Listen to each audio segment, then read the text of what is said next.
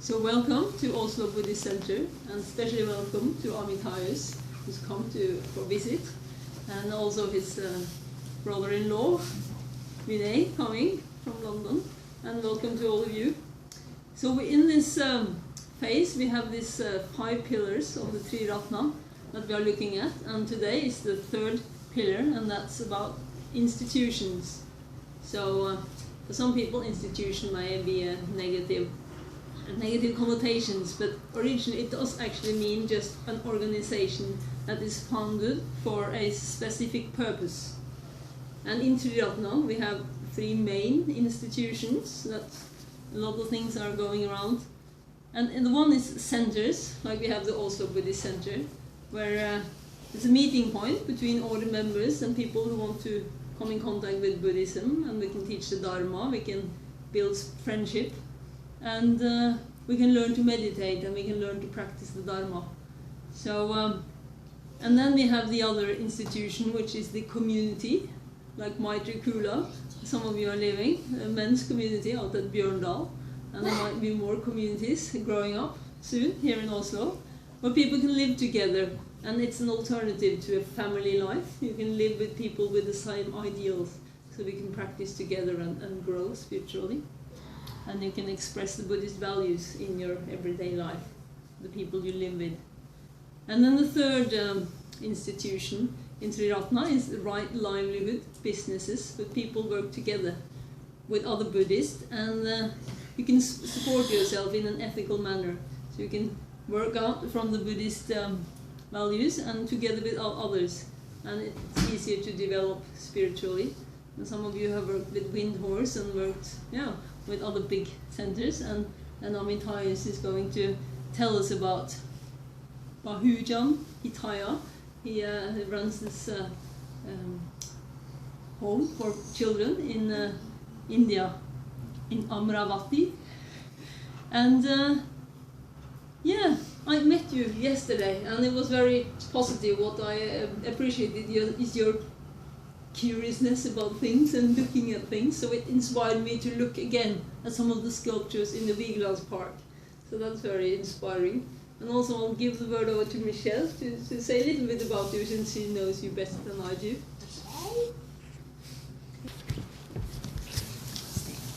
Okay, so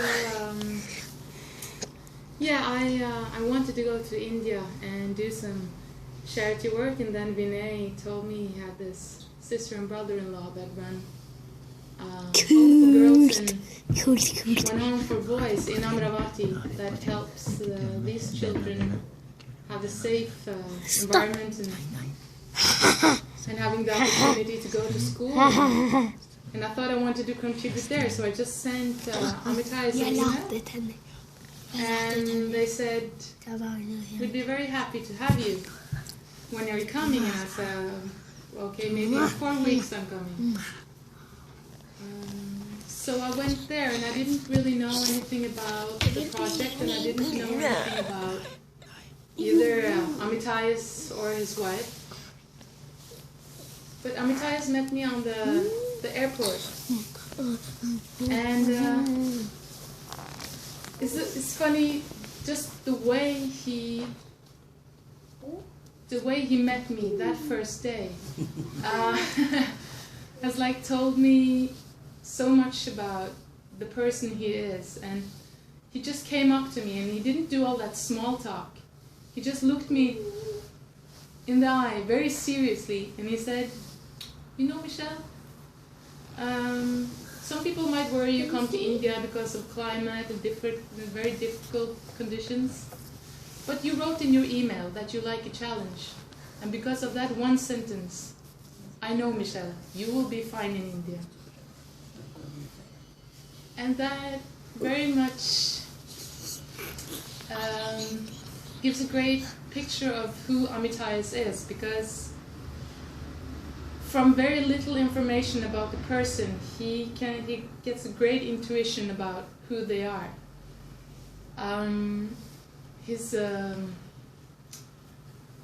He makes you feel seen and safe from the very first moment. So from that moment on, I felt like, okay, I will be fine in India. And yeah, seeing him working with the children and with his staff is very much in the same way. He has an eye on everything, and he can see each individual and what is special about each individual. So everybody feels very special around Amitayus. The children, but the grown-ups also. So Amitayus is not only the leader of these children's homes, but he is also sort of known as the hero of the Sangha. Because people are, yeah, people center around these homes and Amitayus' organization. The whole Triratna community in Amravati comes there and becomes like a center of Triratna also. But since Amitayus is this kind of person, he attracts people all the time. And Amitayus never has the time to go anywhere on his own and explore the world on his own. And when Amitayus actually told me this, I thought maybe I can give him the opportunity to go outside, see the world, experience, be alone for the first time. And he got very intrigued, but he was like, he wanted to think a bit. And after thinking, he came back and he said, Michelle, I want to accept your offer, but on one condition, and that is I will do it for the children and not for myself. So that's how it all began. So now he's been in Germany and England and been doing work for the children's homes, and he's had a couple of days here. So yeah, and here he is, and the great Amitayus from Amravati.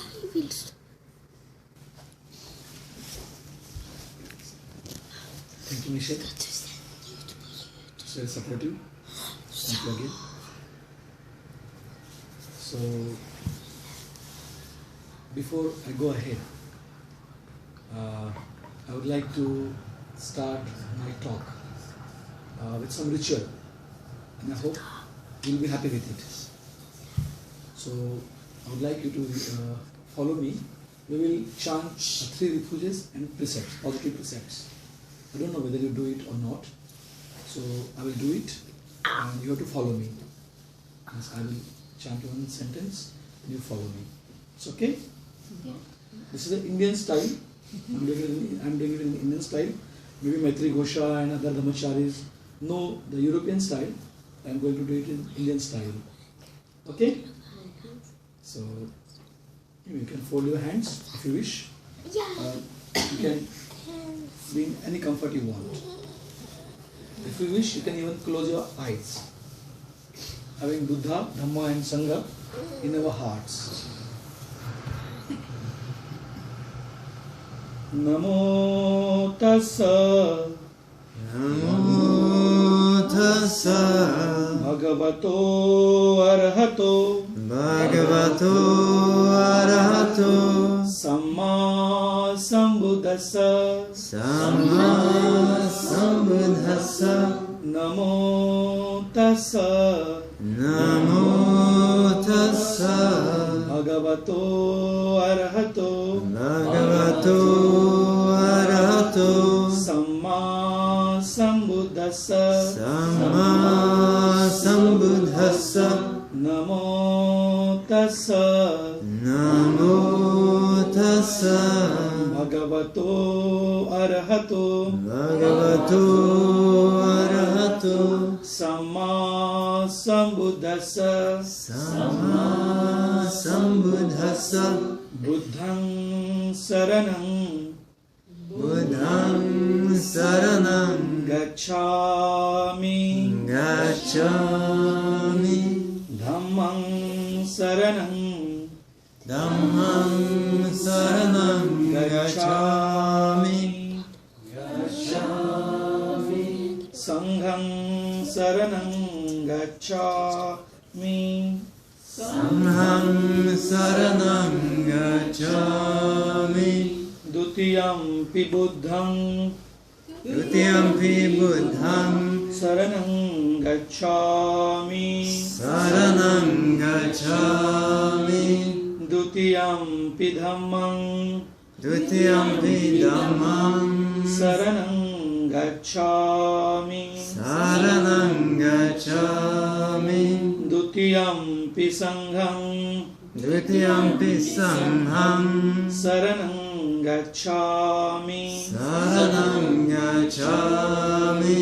Tatiyampi buddham Dutiyampi buddham saranam gacchami. saranam gacchami.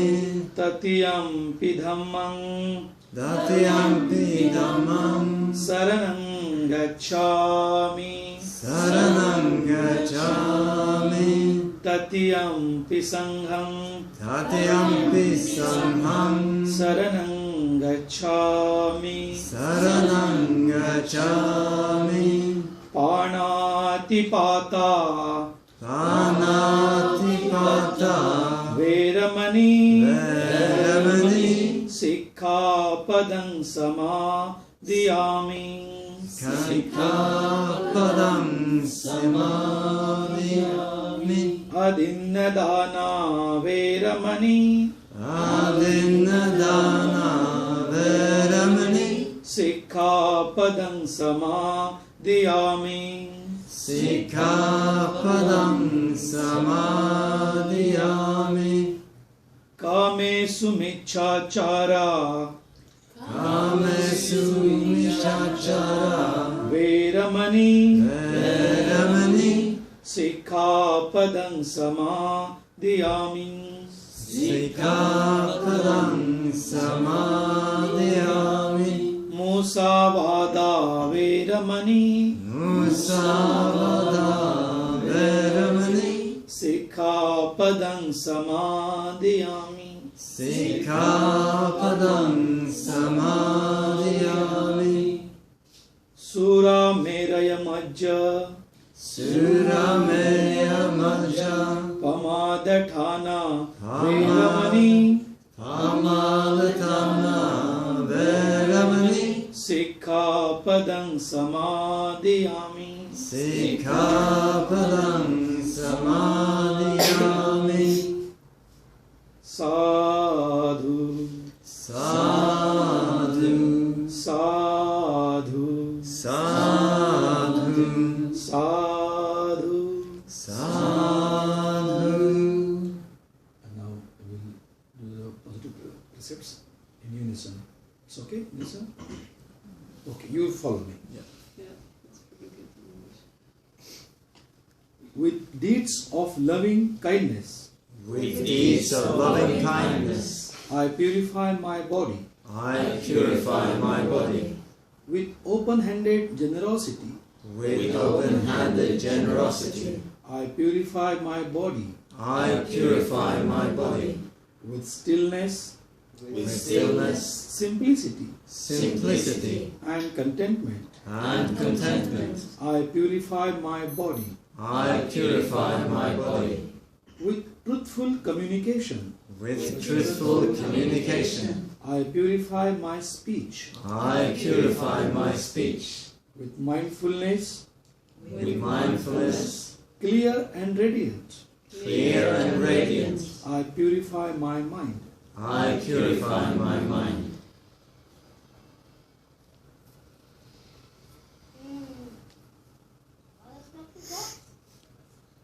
So dear brothers and sisters, I'm so glad I am here with you in Oslo, Oslo Buddhistsenter.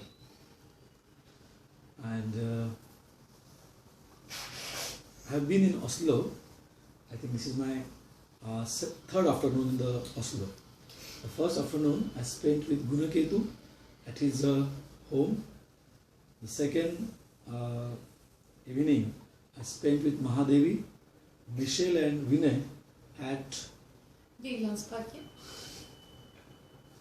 that place.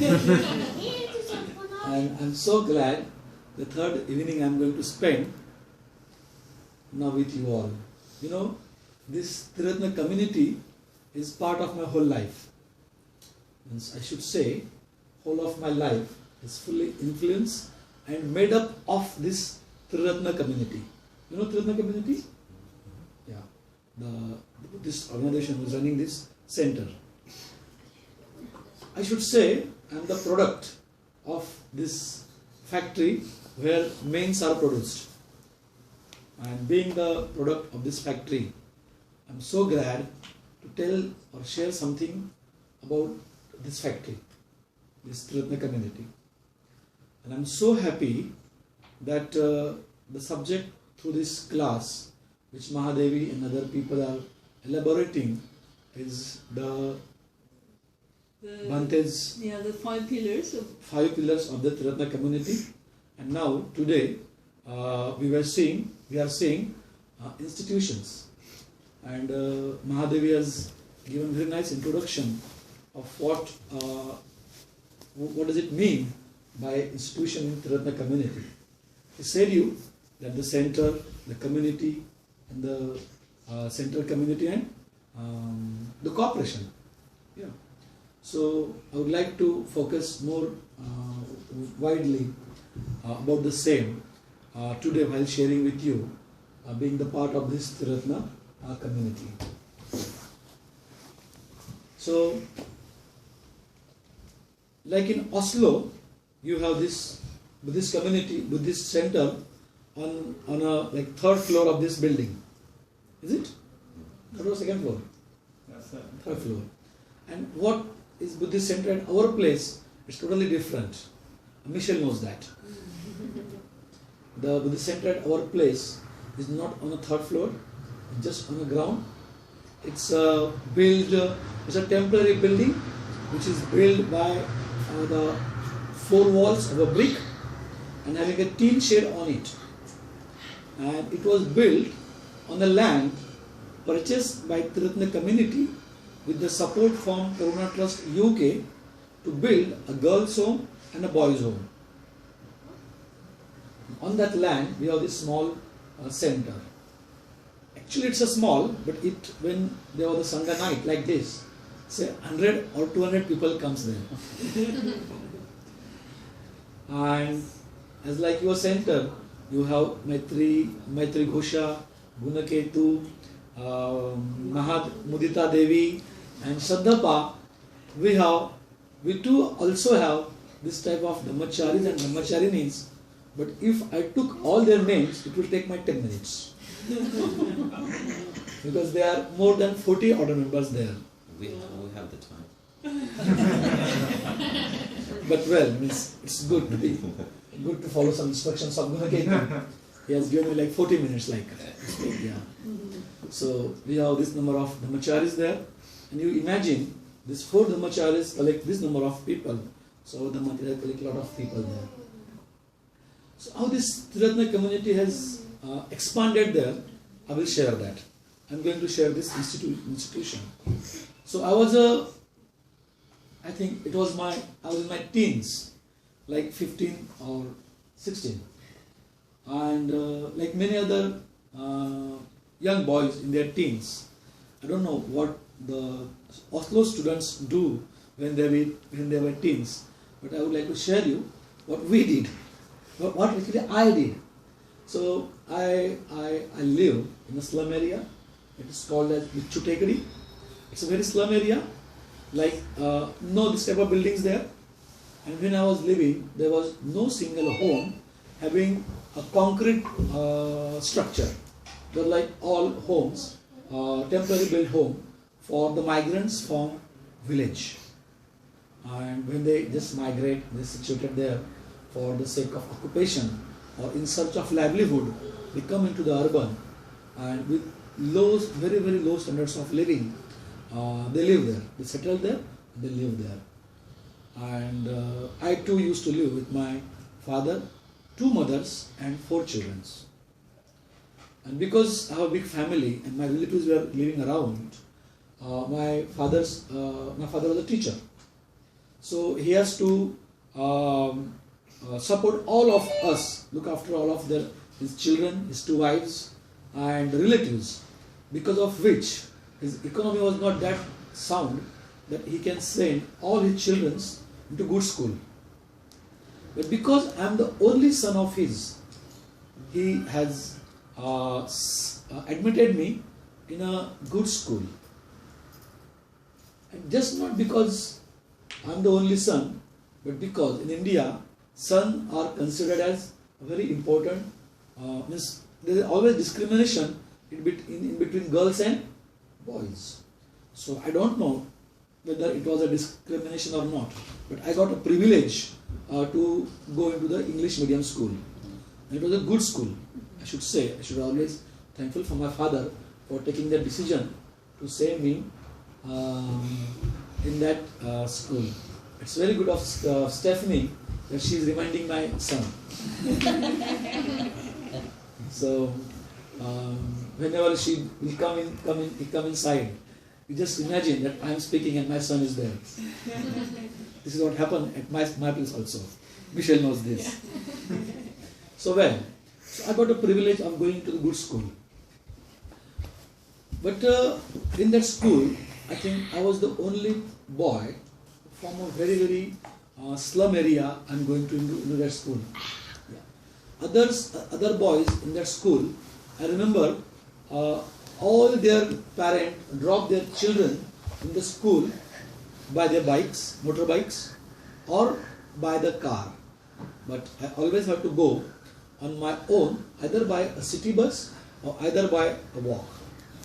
And also I born in a not just a poor family, but I also took birth in what in India we called as a low caste. You know caste? So I was born in a caste, very low caste. The lowest caste, which is considered the Shudra or ex-untouchables. That these people from this community were untouchables. If you touch them, you will get ruined or spoiled. So my father experienced this untouchability very severely.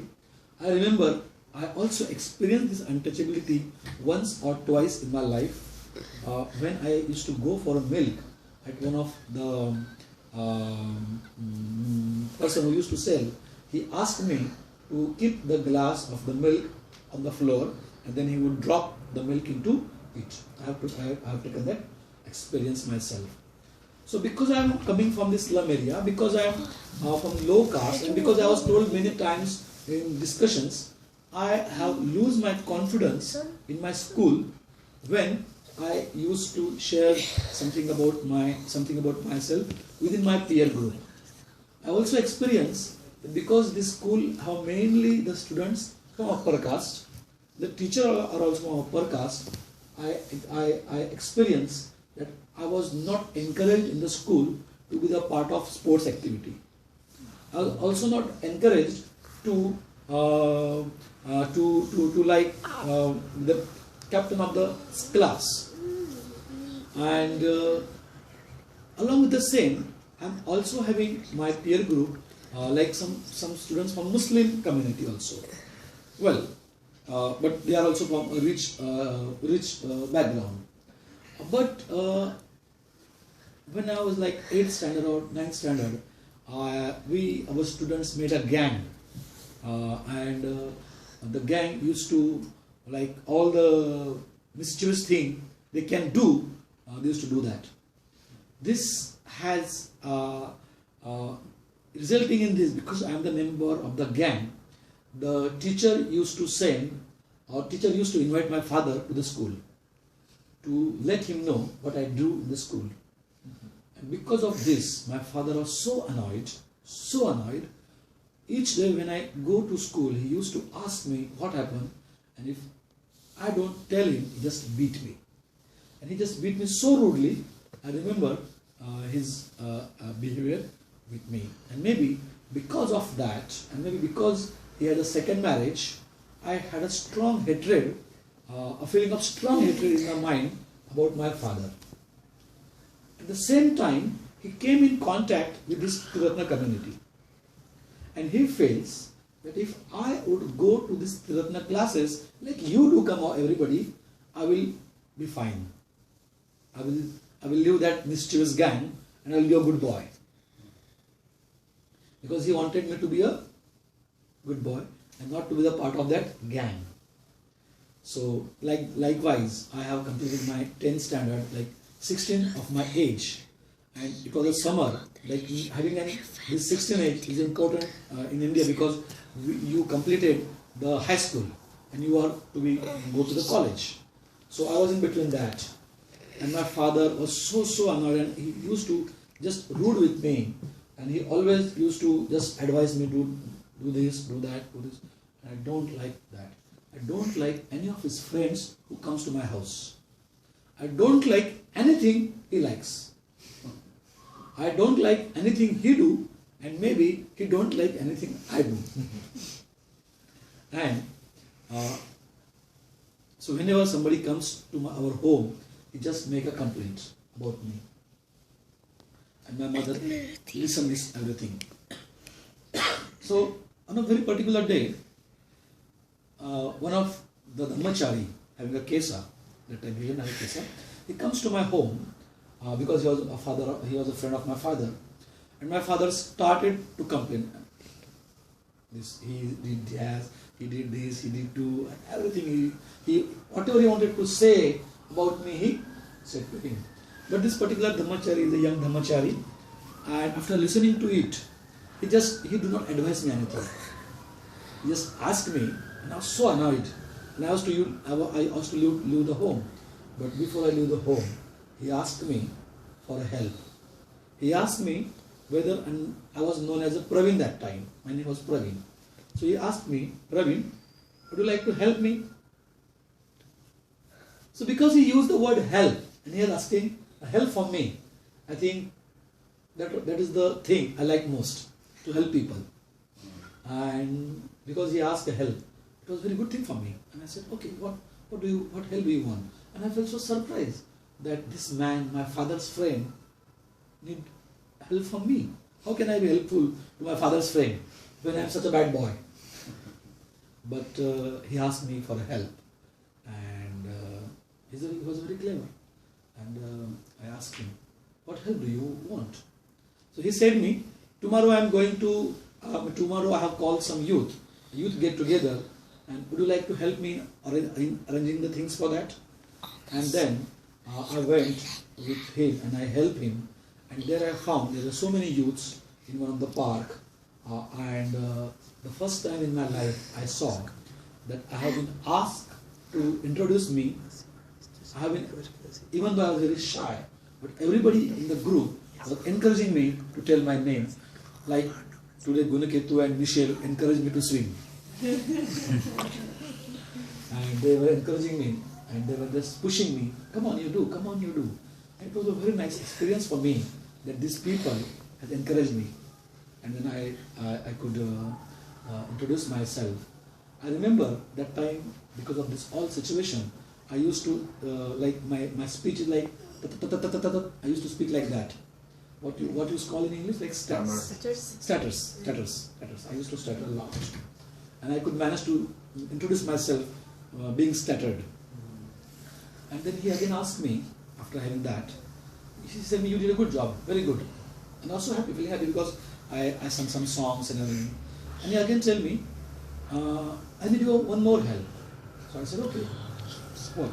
So these are the keys, and I wanted you to look after these keys, and we rented a building, and I wanted you to open that building and wait there until I comes. And I go to that building, I open the building, and the building is about, they were starting a boys' hostel for the deprived, disadvantaged students from tribal and scheduled caste people. That changes my life. I will tell a small episode what happened there, then I will shift, and maybe you can suggest me the time. You can just indicate me when you feel that I have 10 minutes. Yeah. And then I open the building, and there was a table, and he comes and he said me, some people will come to inquire about the hostel, and you just give them the information. You just tell them that this is a hostel for the most deprived students, and these are document needed if you wanted to have admission. And then I was sitting on the table and a chair, and a person come from a village who's very like a farmer in a not good clothes, and he says me, sir. As soon as I say me, sir, I feel very proud. Because I was a boy who has been always been humiliated in the school and not been encouraged, but now they also said me, sir. So it's like a promotion of mine. And then the work they did is like then along with them I was the part. Then I become the beneficiary of the youth activity. So this Filipino community organized many activities for young boys, like confidence building, like to encourage them for understanding their own qualities, understanding who they are. At the same time, they were encouraging themselves to build their capacities so that they can be the community leaders. Because this particular community I am representing is from a very, very typical history of untouchability, of caste background, and of poverty, of various discrimination. And I became the beneficiary of that. And then I used to go to, being a beneficiary, I used to go to villages to do some awareness, street play, sing a song on making people aware about the blind faith, which is ruining their life, about domestic violence, about family disputes, about alcoholism, about superstition, and all this thing. And that whole thing has changed my life. I became a different personality who I was before. You can understand what I'm telling. And then that has like sensitized me, that has like stimulated the inner spirit of me, and I was like developing in a social leader like. And then developing like that, simultaneously I was also going to the classes, I was also going to the retreats, and one day I became a Dhammachari. In like 2003 I became a Dhammachari. And because I have this spirit of like giving back to the people, whatever I earned from them, whatever I got from them, so I have asked to look after a few projects for the youths, and then I became the leader of the youth activity, and I used to organize some youth camps for the slum youths and for the slum children. So then I also used to manage the other activities also. And then I became the head of this social activity in 2008. So I will share you what made me to be the part of this work. Recently, we have admitted 7 boys in our hostel. We run, like means the project I am heading, we have 3 main programs. We are doing 3 main programs, and the team of 7 Dhammacharis is leading whole this program. So we are doing like means the community we are serving through our activities, as I told, is the various low caste categories people. Like there is one community whom we started to intervene with. They are known as Paradhi community. Which community? Announce it. Paradhi. Paradhi. This particular community, it is known for hunting. Hunting, like they used to live in the forest, and they hunt, and that is the only way for their survival. And they are nomadic tribe people, and like until now, today is also they are very, very, very much nomadic. But because of a continuous urbanization and some environmental laws, the hunting was stopped. So there is no way for survival. So they come into the urban areas, and then the main 2 occupations they used to do. The men use stealing, thief. They become the thief in the urban area, and the women and the children used to beg. The men begging on the streets, the traffic signals. If you might have seen an Indian documentaries, Indian movies, you can see Michelle can explain you more in detail. So this community, either men used to go for a stealing, either the women and children go for a begging in big metros. This particular community, when we try to intervene with them, I was so being begging on the streets, like there is always a beautiful woman in all community. So there were the people who observe them, identify them on the traffic signals, they use them for a prostitution, which gives them more money. When I was on the field survey, I was surrounded by many girls and women, and every woman and every children had a strong odor from their body. You know odor? Smell. Very strong smell from their body, because they do not bath for years or for days, and they just use the cloth given to them or thrown cloths. And the community where I was doing this survey, just I was standing on the brink of the garbage, a big garbage, and just near the garbage they were producing the country liquor. You know country liquor? A very low, like a poison liquor. And the died animal, the dead animal, they bring it, they cut it into pieces, and they hang it on the rope to dry. This is what their main food. It was too difficult for even me to stay there. And I was just, me and my staff were just writing the information we was to. And like one woman came and she just begged me, sir, take my daughter with you. I don't want to keep her here. And before I inquired more about the daughter, the other woman said, yes, we should take her, because her mother is a prostitution, and this girl is also going to be the father. Her father was died. The woman's husband has died, and no one knows why he died. But the brother of the husband was using this girl, little girl, like 9 years old, and the woman for a earning. He will use them to make a money, and he used them for once. But this girl was so frightened, so that woman was so like she don't wanted to send her daughter into prostitution, although there are many girls are in that business. Then that particular girl is in our community, is in our girls' home. Our main intention, our main aim to start the social activity for the children is to provide them two things. First is the safety, and second is the happiness. The children begging on the road, these girls, and other few girls we have is like, means we select like from the most deprived community. So now the various activity we have, among them this one activity which we call educational activity, we have 25 children, like 25 girls and 36 boys from this type of background.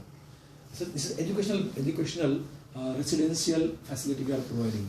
Then we have the other slum activities. In that we have educational activities like these low caste people goes to the school, children goes to the school with a very low standard of education, and like 60 or like 80 students in the class and only one teacher there, and he used to teach all subjects. So in the future of this, there is no future for these children then. So we have started a study support classes for these children in the slum. Then we have another project we call it as livelihood project. But what? Livelihood. We are providing an alternative livelihood for the women who have a very low standard of earnings or no earnings. If they don't have earning, they were highly discriminated by their husband and within the family. Means women in India, especially from the class, from the group I am working with, is triple deprived. First, because of caste. Because she belongs to an untouchable caste, she is deprived. No opportunity for the development. Second, she is deprived because of her poverty. She cannot access education. And third, why? Can you imagine? Huh? Why? She's a woman. She's a woman is like stop all doors of opportunity for her. And maybe start to think about closing up 10-minute warning. okay, yeah, very good.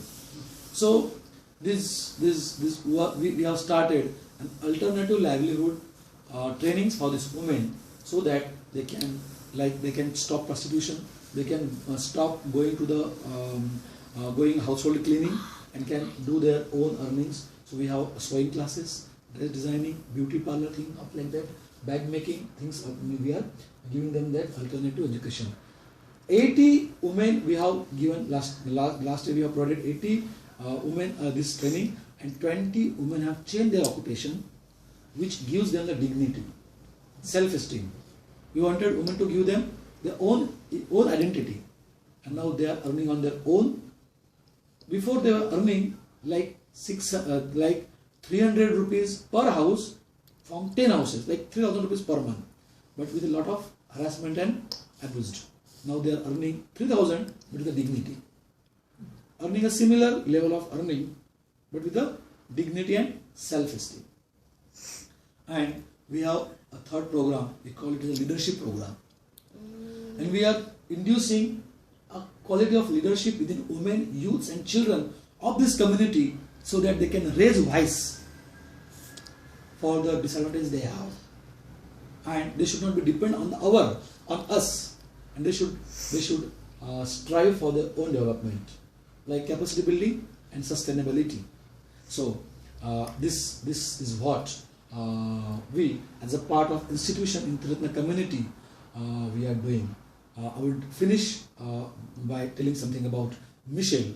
I think it is very important to say something about her, and I would like you to please increase 5 minutes for that. Of course, 10. Oh, good. So nice of you, Ketu. So what the importance of telling Michelle about this? So, means one girl from Oslo, he listens something about this activity from this Vinay, and she felt to go and serve them. Isn't it a strange thing? It's a strange for me.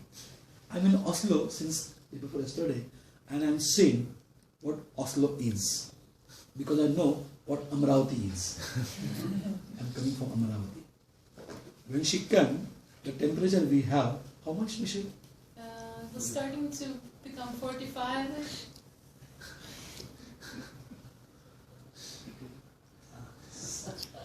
She lives there in 48 like.